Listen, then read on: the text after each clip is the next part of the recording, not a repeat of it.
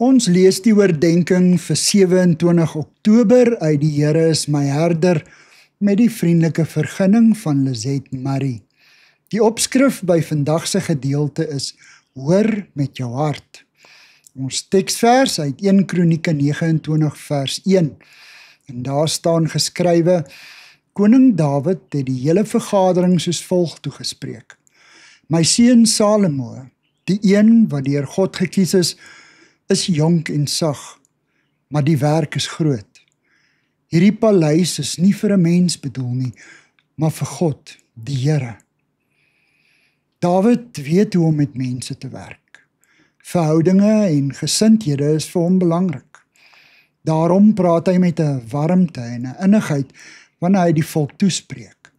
'n Mens hoor sy hart as pa, sy trots, maar ook sy besorgdheid wanneer hy sê dat Salomo deur God vir die werk gekies is, dat hy jonk en sag is, en dat die werk groot is. Daarmee vra hy indirek dat Salomo mooi hanteer moet word.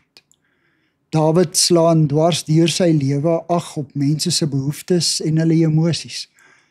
Hy hanteer sy vyande met respek, selfs na hulle dood. Hy luister na sy volksgenote se probleme en antwoord met insig. Hy verstaan mense se hinkering na waardering en liefde en om na waarde geskat word. Aristoteles maak 'n onderskeid tussen bewondering en waardering. Wanneer jy iemand bewonder, plaas jy die persoon op 'n voetstuk. Wanneer jy iemand waardeer, erken jy hom as mens. Michelle Obama vertel in haar autobiografie Becoming van haar besoek aan die bejaarde Nelson Mandela. Hy het nie geregistreer dat sy die presidentsvrou van die Verenigde State van Amerika is nie.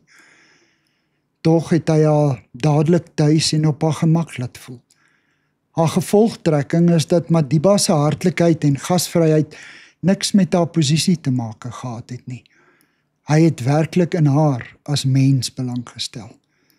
Dit is wat God van ons vra. Here, maak my hartlik en vol liefde verander. Amen. Dankie vir die saamkuier. Ek deel Lizette se kontak en webblad besonderhede in die inligtingsparagraaf van hierdie voorlesing. Daar is ook skakels na voorlesings van Lizette se ander publikasies wat op hierdie platform beskikbaar is.